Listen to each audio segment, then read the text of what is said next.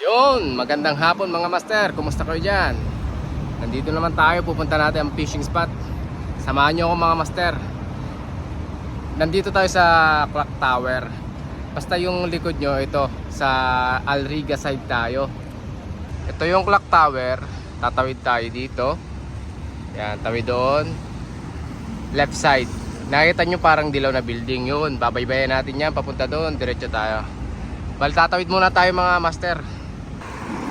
Nakatawid na tayo mga master. Nandun yung yung pinagmula natin, yung Two Brother.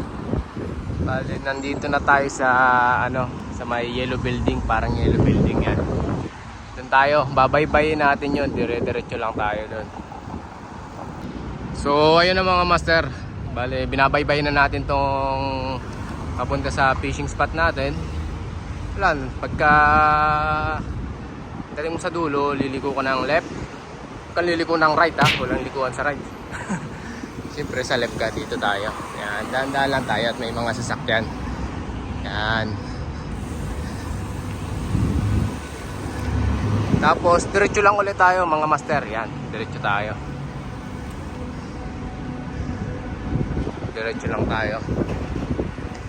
Konting ingat lang kasi may mga sasakyan dito.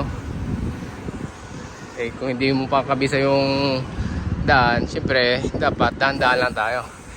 Kabot mo dito, liliko ka sa right. Yan. Mag-right ka naman. After ng pedestrian lane doon, yan, may lumabas na nakamotor. Dito ka ngayon papasok. Yan.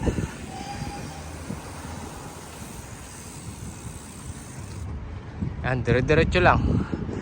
Baybayin mo lang tong daan na to. Hanggang doon tayo. Hanggang doon. Yan. Kwentuhan muna tayo mga master. Comment down below naman kayo kung saan umaabot yung video ko mga master. Salamat mga master. Para naman to sa mga nandito sa UAE, gaya ng Dubai. Yun. Ipasyal ko kayo sa mga fishing spot. Baybayin nyo lang to. Bali nakabike tayo kaya humihingal lang kaunti at sobrang init sa Dubai. Siyempre, pag babiyahe kayo, pag babay kayo, huwag nyo kakalimutan magdala ng tubig mga master. Lalo na pag magpipishing kayo. Naku po, sobrang init. Yan. Yan, matadaanan nyo yan. Yan. Tapos dito tayo. Yan. Medyo malapit na tayo dun sa isang fishing spot.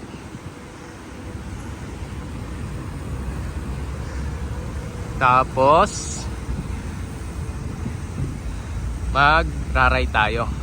Dito tayo sa may Kia sasakyan. Raray tayo. Yan, dito tayo. Aahon tayo dito ngayon. Yun, bali nakaahon tayo dun.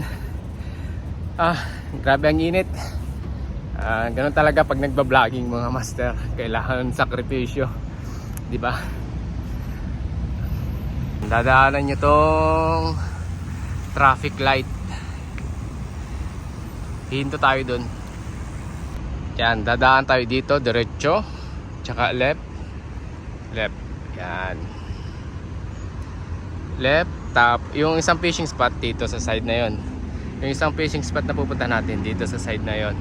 Yan. Kaya let's go mga master. Yan mga master, doon tayo galing sa yun, doon sa dulong yun. Yun sa dulo. Bali nakatawid tayo dito. Papunta dito sa Dubai Creek. Dubai Creek Resort. Yung isang fishing spot dito tayo pupunta mamaya. Yung isa naman dito. Didiretso lang natin yan. Yan. Hanggang doon sa may punong yun. Let's go, samahan nyo ako mga master. Malapit na tayo, siguro mga 2 minutes o 1 minute. Andito na tayo sa floating bridge na sarado. Hindi ko namang inaalaw kayo mag-fishing dito. Kaso may mga nakikita ako nagpi-fishing, isa na rin ako doon. Kaya ang ko sa inyo, masasabi ko lang, yan mga master. Yan. Dito na tayo sa fishing spot. Bali sarado yung tulay dito, gawa ng inaayos. Tagal lang sarado to. Hindi ko alam kung bakit hindi pa pinubuksan. Yan. Papasok lang tayo dito sa iskinitang to. Yan mga master. O, nandito na tayo sa floating bridge mga master. Isa rin tong pinipishingan namin. Hindi ko kayo na-allow dito ha, kasi bawal dito talaga. Hindi kayong tumapon dito, dito, doon, doon. Ang problema lang kasi dito pag gabi mga master, sobrang lamok. Kaya sacrifice na lang din kayo kung gusto nyo makahuli, di ba? Maganda tong fishing spot na to kasi ano siya, hindi siya tinataong masyado. Kasi bawal nga. Yung malalakas ang loob, syempre nandito talaga. Kaya asahan yung may tao pa rin, may nagpi-fishing pa rin, di ba mga master? Yun, ganda dito, malawak oh. Doon naman yung kabila, yung dating pinagpishingan din namin. Kaso bawal na ngayon, sobrang higpit na ngayon. Kaya ingat tayo mga master. So mga master, nandito na tayo sa floating bridge. Yan. Kaya fish on, more fish on mga master. Salamat mga master.